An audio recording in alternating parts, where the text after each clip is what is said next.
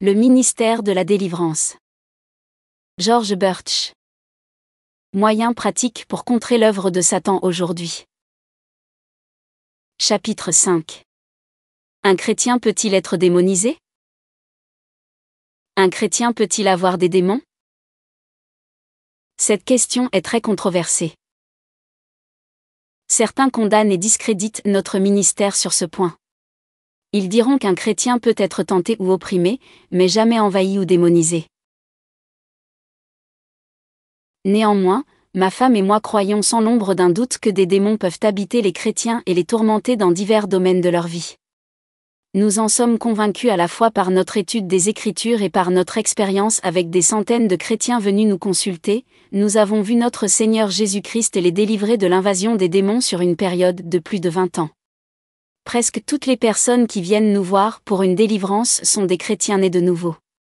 Si ce n'est pas le cas, nous les conduisons à la foi en Christ avant d'aller plus loin. Mais les démons doivent quand même être chassés. Le pardon et la délivrance sont deux choses différentes. Sinon, pourquoi notre Seigneur a chassé les démons? Le docteur V. Raymond Edman, ancien président du Wheaton College, écrivait dans une rubrique « Problèmes personnels » en réponse à la question de savoir si un chrétien pouvait être possédé par un démon. La théorie dit non, mais les faits disent oui. En théorie, un démon ne peut pas posséder un corps dans lequel réside le Saint-Esprit. Cependant, je connais de vrais chrétiens qui étaient réellement possédés par des démons et qui ont été délivrés en réponse à une prière prononcée au nom du Seigneur Jésus. Possédé, envahi ou diabolisé? Le mot « possédé » donne une impression erronée. Les spécialistes de la langue grecque nous disent qu'il vaudrait mieux traduire ce mot par « démonisé » ou « qui avait un démon ». Le chrétien est toujours possédé par Dieu. Il est né du Saint-Esprit et le Saint-Esprit habite dans son esprit. Celui qui est uni au Seigneur est un seul esprit. 1 Corinthiens 6 verset 17. Le Saint-Esprit témoigne par notre esprit que nous sommes enfants de Dieu. Romains 8 verset 16. Mais l'homme est une trichotomie, c'est-à-dire qui est compose de trois parties, l'esprit, l'âme et le corps. Il peut y avoir des domaines qui n'ont pas été abandonnés à Dieu. Que se passe-t-il si un chrétien nourrit continuellement de la haine, un refus de pardonner, de l'orgueil ou des pensées impures? Ce sont des domaines de désobéissance et Satan est le prince de la puissance de l'air, l'esprit qui agit dans les enfants de la désobéissance. Éphésiens 2 versets 1 à 3. Vous étiez morts par vos offenses et par vos péchés, dans lesquels vous marchiez autrefois, selon le train de ce monde, selon le prince de la puissance de l'air, de l'esprit qui agit maintenant dans les fils de la rébellion. Nous tous aussi, nous étions de leur nombre, et nous vivions autrefois selon les convoitises de notre chair, accomplissant les volontés de la chair et de nos pensées, et nous étions par nature des enfants de colère, comme les autres. La victoire est toujours acquise pour le chrétien en Jésus-Christ. Mais que se passe-t-il s'il ne demeure pas en Christ comme il le devrait? S'il marche dans la chair?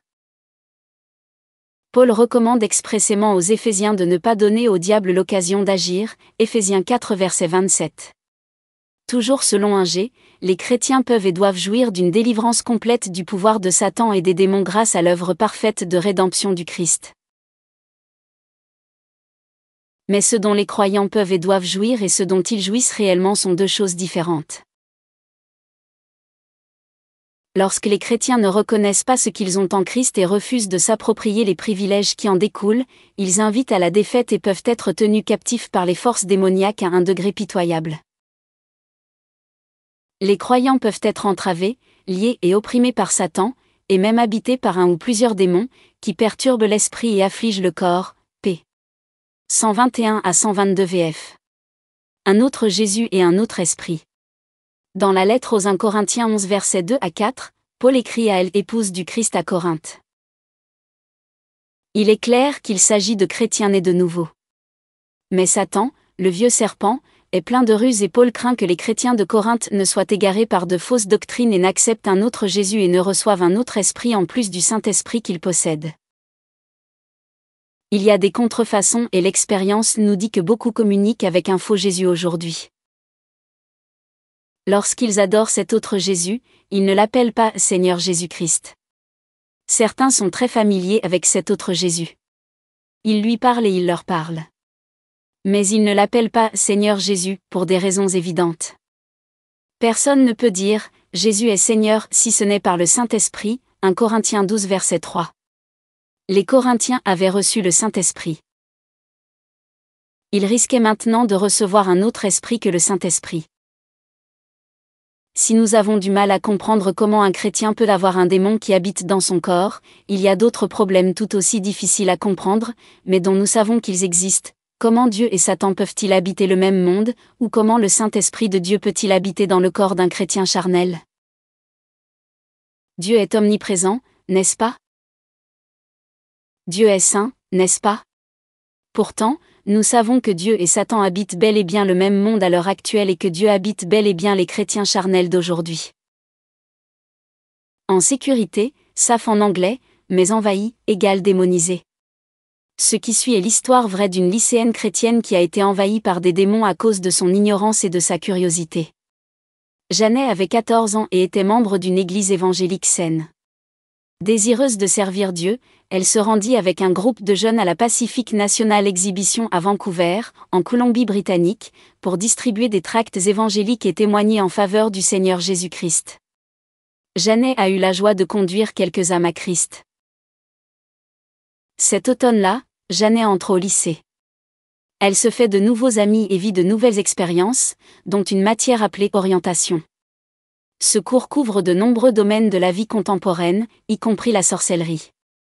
Janet a ramené à la maison un papier que ses parents devaient signer pour consentir à ce qu'elle participe à ce cours. Sa mère hésite, mais Janet dit : « Oh, maman, c'est bon. Tout le monde suit ce cours et en plus, je suis chrétienne et il ne peut rien m'arriver. » Elle a donc participé au cours. Lorsque la sorcellerie était enseignée, l'instructeur disait qu'il ne s'agissait pas d'apprendre aux gens à devenir des sorciers, mais qu'il s'agissait d'un sujet d'actualité que tout le monde devait connaître. Janet était très intéressée. Elle a également découvert qu'il y avait 3 sorcières pratiquantes dans l'école et que l'une d'entre elles était une de ses amies. Cette amie pouvait faire des choses merveilleuses, notamment poser une pièce de 25 cents sur la table et, en levant les yeux, la faire s'élever d'un pied au-dessus de la table et, en baissant les yeux, la faire revenir sur la table. Janet a dit : « Je savais que ce n'était pas faux, car elle a utilisé ma pièce de 25 cents ordinaire. » Cette pratique s'appelle la lévitation. Par curiosité, elle a ensuite assisté à une séance de spiritisme et s'est initiée au vaudou et à d'autres domaines de la sorcellerie et de l'occultisme. Janet se trouvait alors sur le territoire de Satan. Elle aurait dû être mieux informée.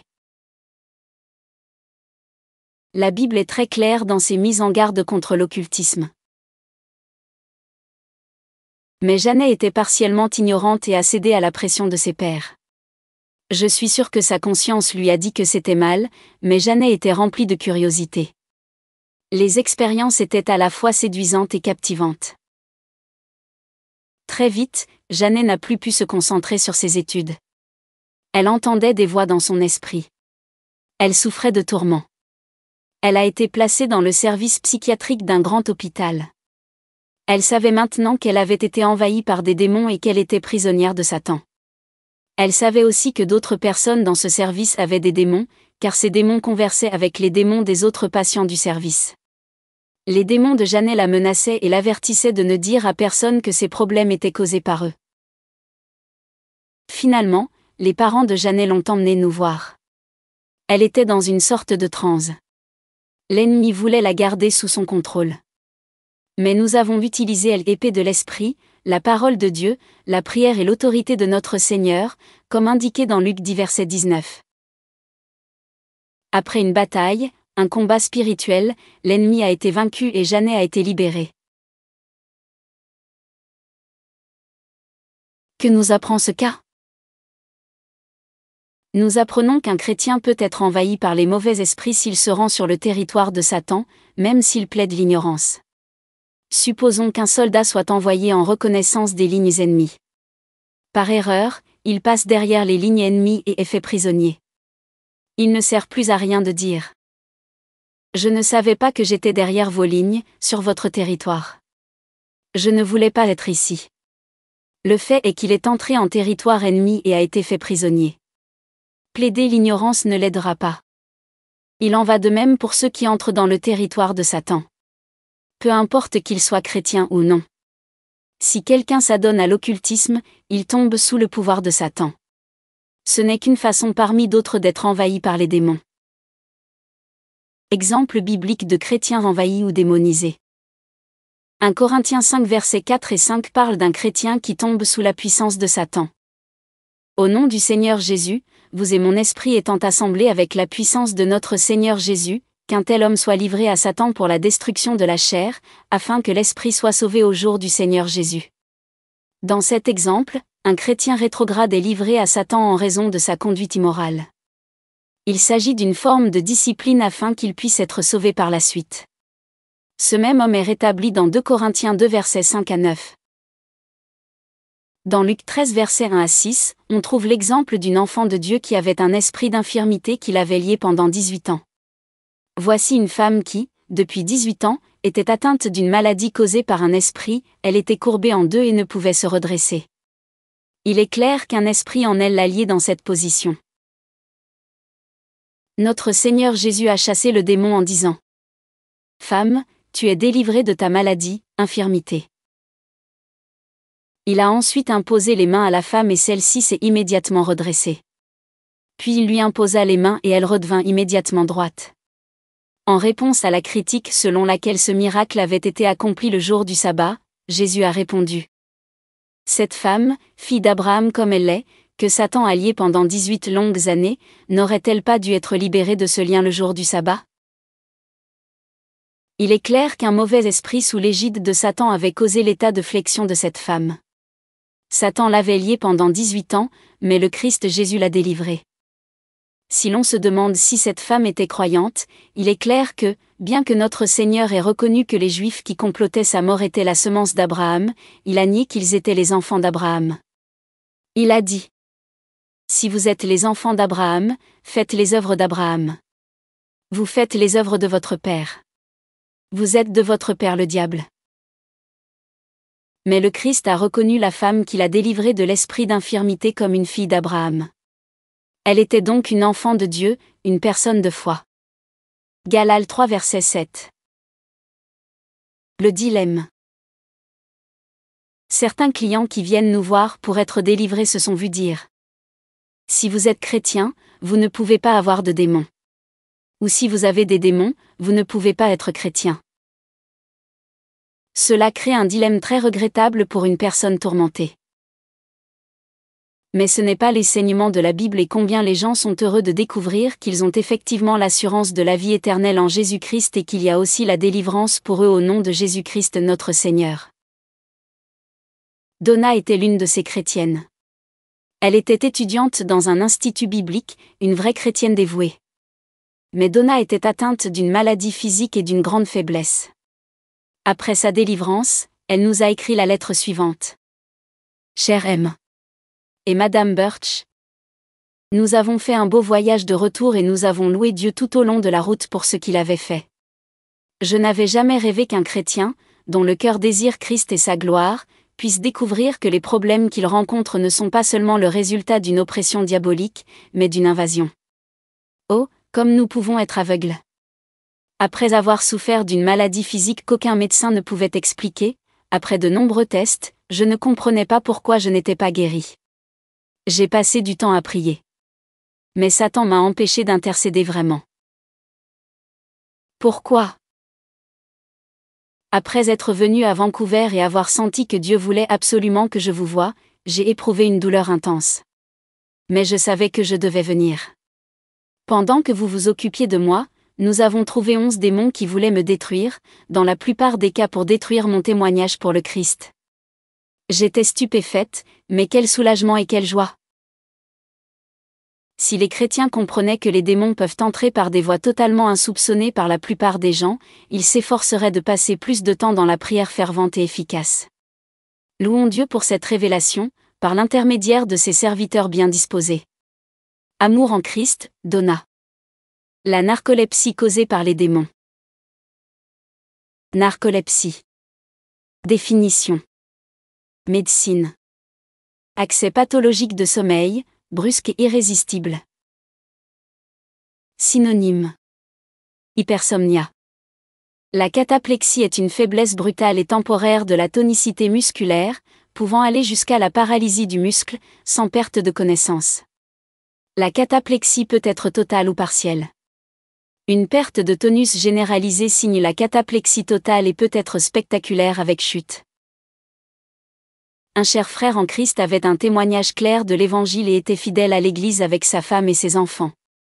Mais Roy souffrait de narcolepsie, accompagnée de cataplexie et d'hallucinations et de cauchemars effrayants.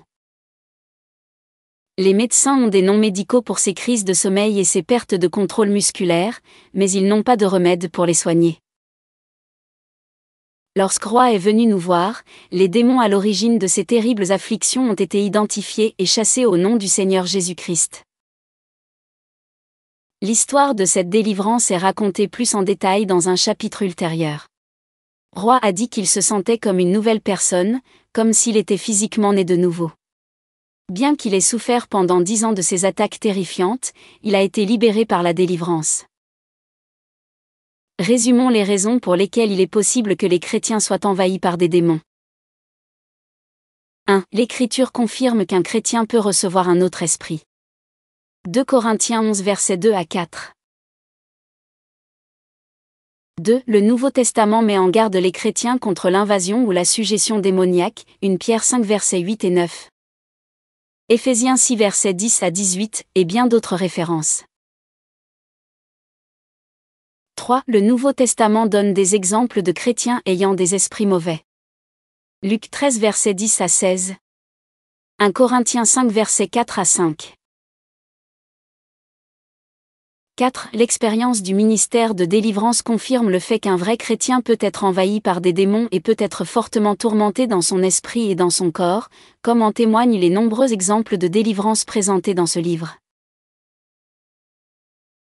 Par conséquent, si vous êtes un chrétien né de nouveau, et si vous êtes en même temps tourmenté dans votre esprit ou dans votre corps par des esprits mauvais, ne doutez pas de votre salut en Jésus-Christ, mais soyez assurés que le Seigneur Jésus-Christ a une délivrance pour vous.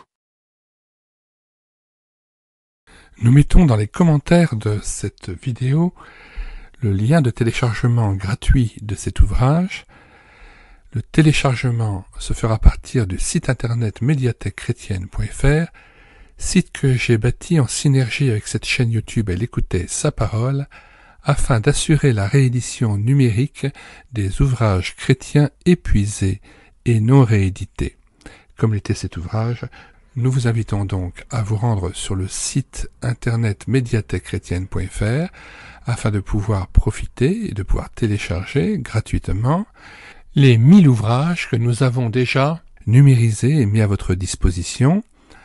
Il n'est nul besoin de s'inscrire, vous pouvez directement accéder à partir de la page d'accueil à l'onglet Livres et là regarder les dizaines d'auteurs et les centaines d'ouvrages qui sont déjà disponibles en téléchargement gratuit.